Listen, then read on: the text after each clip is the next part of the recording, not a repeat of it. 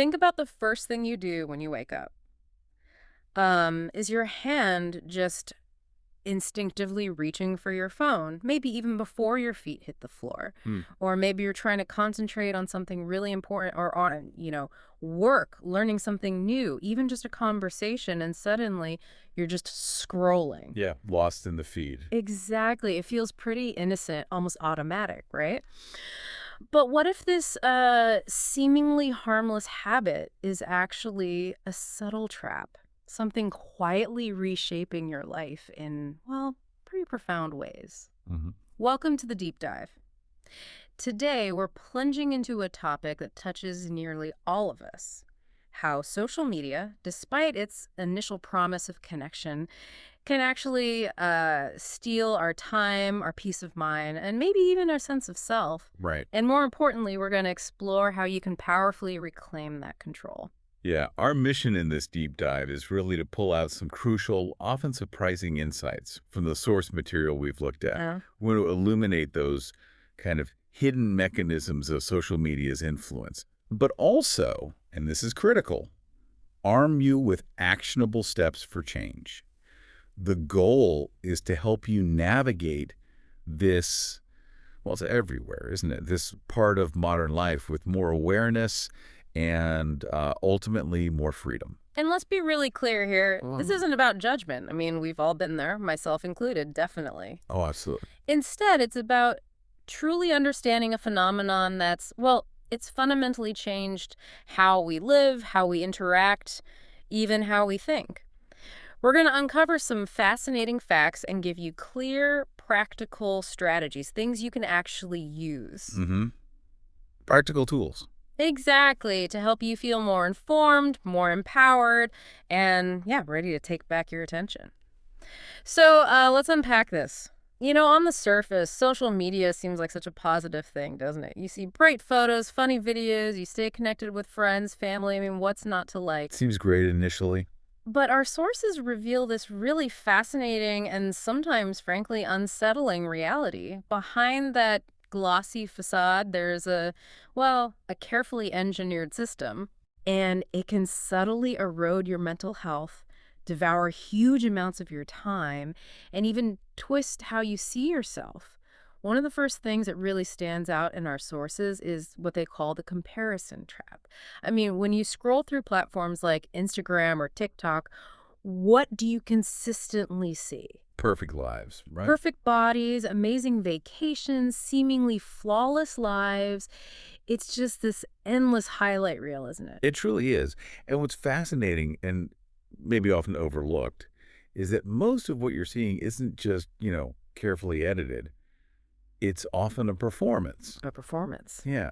So when you constantly compare your real messy everyday life to someone else's meticulously curated online persona, it's almost an inevitable path towards low self-esteem. That makes sense. Your brain is just constantly processing these idealized, often unattainable images, and it creates this profound sense of not being good enough. Yeah. It's a comparison that's, well, it's rigged from the start. Then there's the addiction mechanism. And this is where the psychology gets really captivating. Social media isn't accidentally addictive. Right? It feels designed. It is designed. It's a meticulously designed system, but leveraging principles you see in everything from like slot machines to behavioral psychology.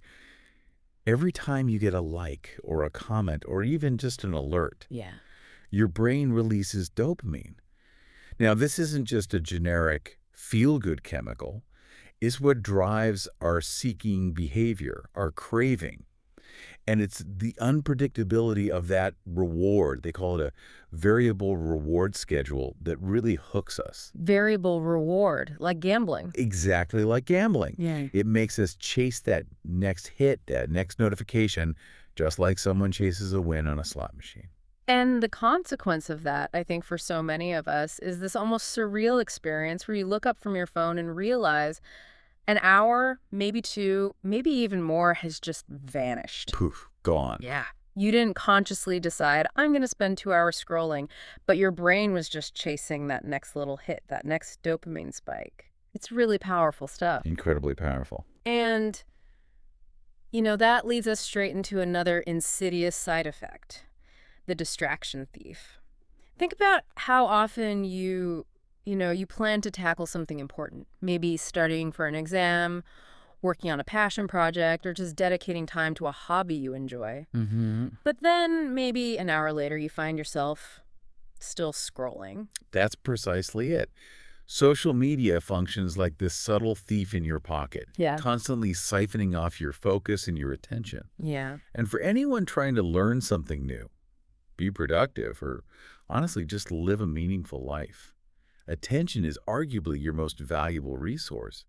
This constant diversion of mental energy means you're rarely giving your full, undivided focus to anything. So it diminishes the quality of everything else. It diminishes the quality of your learning, your work, even your experiences. Yeah. Yeah. It's actually incredible how gradually this control can creep in, often without us even noticing, right? Most of us don't realize when social media starts to kind of dictate our habits. It happens slowly, subtly over time, but the signs are absolutely there if we just learn to recognize them. So, what are some of those key red flags our sources point to? I mean, one major indicator they mention is checking your phone the moment you wake up and right before you go to sleep.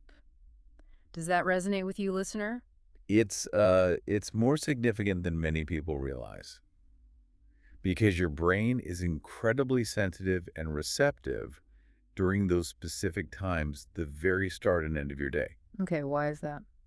Well, when the first and last thing you do is reach for your phone, you're essentially conditioning your brain to rely on external stimulation instead of starting your day with, say, calm reflection or ending it with peaceful winding down. You're just jumping right in. You're immediately plugging into this world of endless input. You're training your mind to constantly seek connection, seek validation, seek something outside of itself. Another clear sign, something we can call digital dependency, is feeling anxious or restless when you're not online. Right, that offline discomfort. Yeah.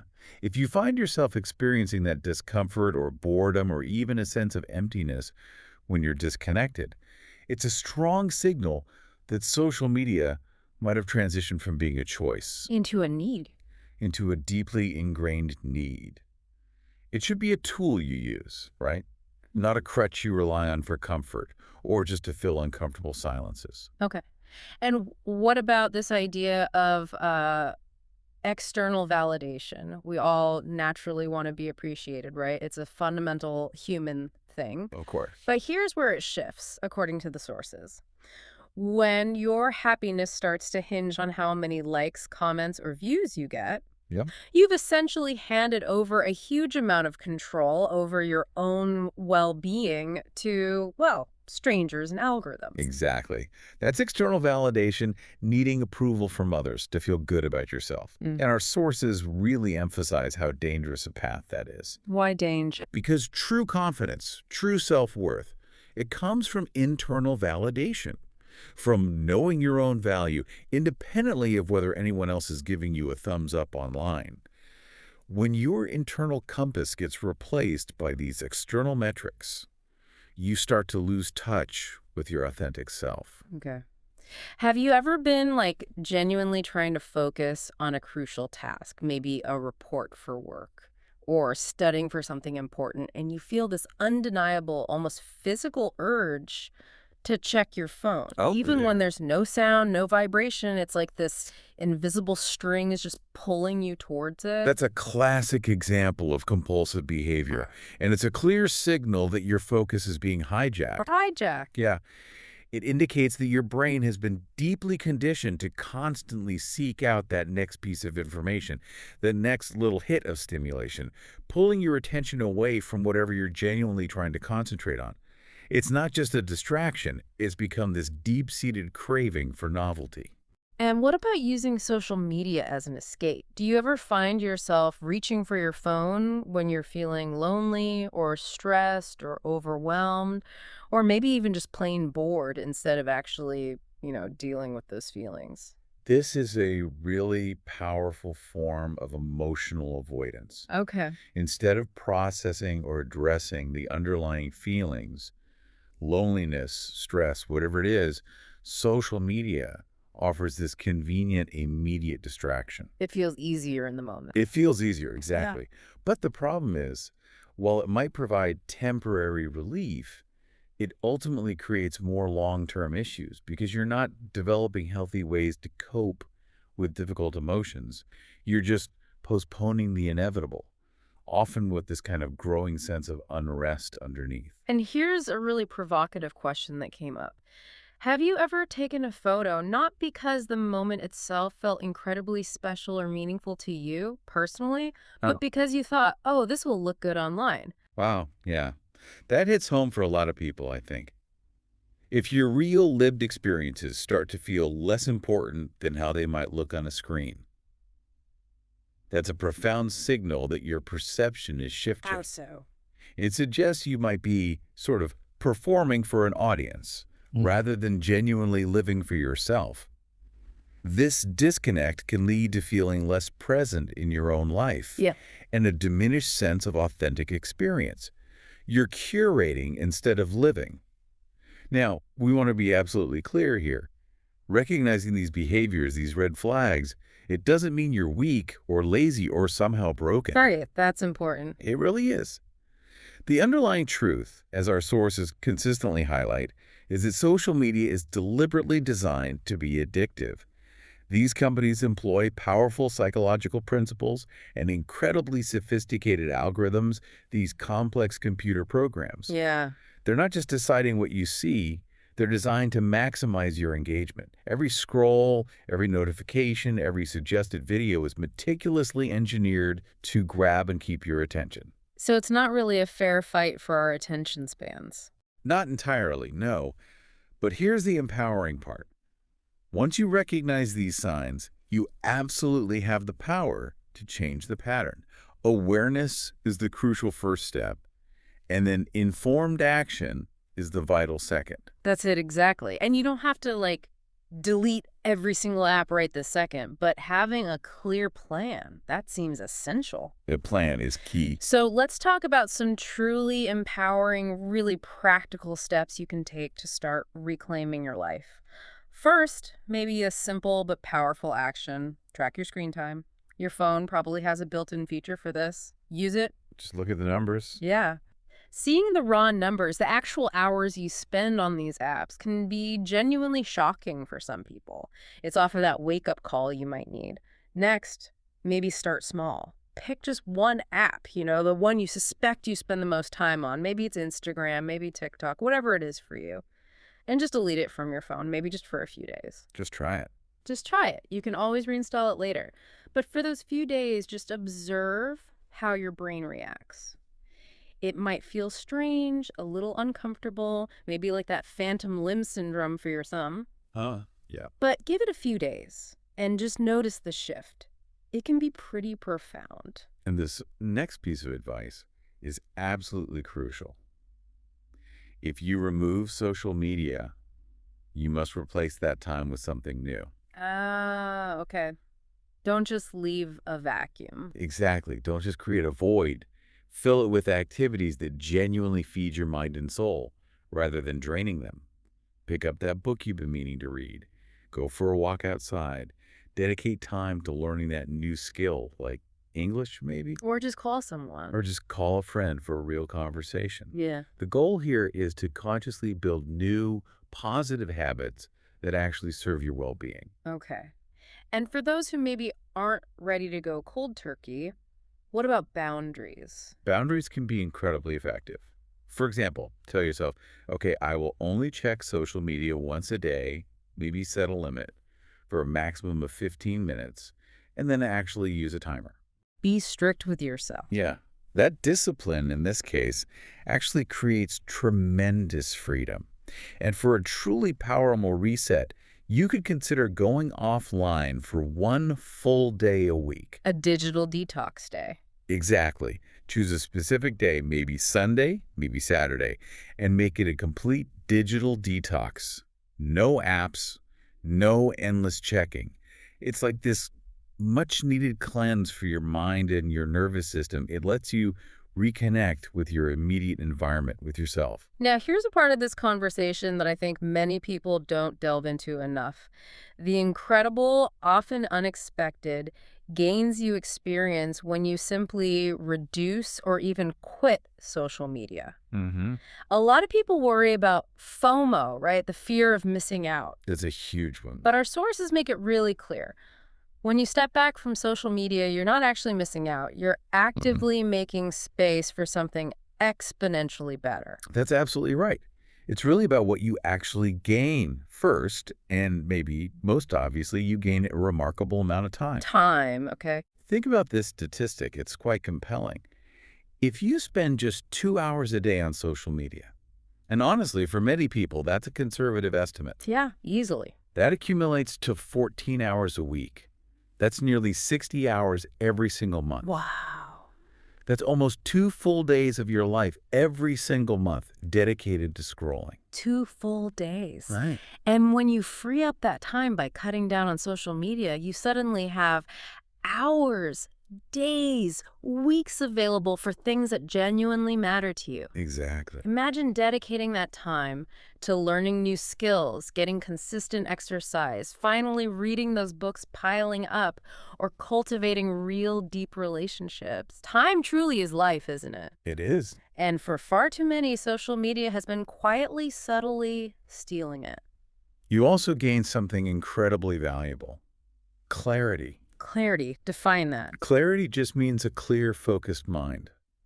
When you're not constantly bombarded with an endless stream of images, updates, other people's opinions, Yeah. your thoughts naturally become quieter, more organized, sharper. You can actually hear your own voice again. This allows you to think deeply, to solve problems more effectively, and just to focus without constant interruption. Your attention becomes this powerful, undivided tool for learning and living well. Another significant gain is confidence. Remember how social media thrives on comparison? That curated perfection. The highlight reels. Exactly. It constantly shows us these idealized online lives that are often filtered, exaggerated, sometimes entirely fabricated. When you stop constantly comparing your genuine journey to someone else's highlight reel, you naturally start feeling better about your own unique path. So you stop the negative self-talk. Pretty much. You begin to accept yourself more, appreciate your own progress. Your self-esteem rises naturally because you're focusing on real growth instead of chasing some unattainable online image. And you gain presence. Being in the moment. Being truly fully in the moment. Yeah. Imagine enjoying a meal without compulsively checking your phone, or having a conversation where you're genuinely listening and engaging. Not half listening while thinking about notifications. Exactly. Or simply noticing the beauty of the world around you instead of experiencing it through a screen. Moments become richer, deeper. Relationships become stronger, more authentic. You truly start to feel more human again, connecting with the world directly, unmediated. Furthermore, you gain control. Remember, we talked about those complex algorithms. Yeah, the ones deciding what we see. Right. They aren't just making recommendations, they're actively predicting and shaping what you see to keep you engaged, to keep you scrolling. When you step away from these platforms, you are no longer being manipulated by these invisible forces. So you break free from that manipulation. You stop reacting to what an algorithm wants you to see, and you start consciously choosing how to spend your precious time and what truly matters to your well-being. That really is true freedom. And finally, you gain energy. It sounds counterintuitive, maybe, but constant scrolling, even if you're just sitting there, is incredibly draining for your brain. Mentally tiring. Yeah, it's a low-grade, continuous cognitive load. Mm. By reducing your social media use, you give your mind this much-needed break. People consistently report feeling more rested, more focused, significantly more motivated. Really? Yeah, we've seen reports of improved sleep quality, a noticeable reduction in stress levels, simply by stepping away from that endless digital hum. So really, when you boil it down, quitting or even just significantly reducing your social media use. Mhm. It isn't about losing out on fun or connection or anything valuable. It's precisely the opposite. It's a gain, not a loss. It's about reclaiming your life. It's about turning your precious attention away from endless, often mindless scrolling and redirecting it toward real, meaningful growth. You can absolutely still connect with people. You can still enjoy the internet. Of But course. now you're doing it entirely on your terms. So is social media inherently evil? Probably not. No, Yeah. not entirely. But what our sources clearly demonstrate is that if you're not intentional, if you're not making conscious choices about how, when, and why you engage with these apps, Then they can take over. They can absolutely steal your focus, subtly erode your confidence, and ultimately divert you from your own most meaningful future. The key, as always, seems to be awareness and intention, making conscious choices. so consider this your sign then. Your invitation, if you will, to maybe just unplug, even just a little, and truly reconnect. Reconnect with real life and maybe with real learning too. Yeah. And remember, this isn't about giving something up. It's really about gaining something profoundly powerful. Your Yep. time, your peace of mind, your confidence, and yeah, the genuine, authentic future you deserve.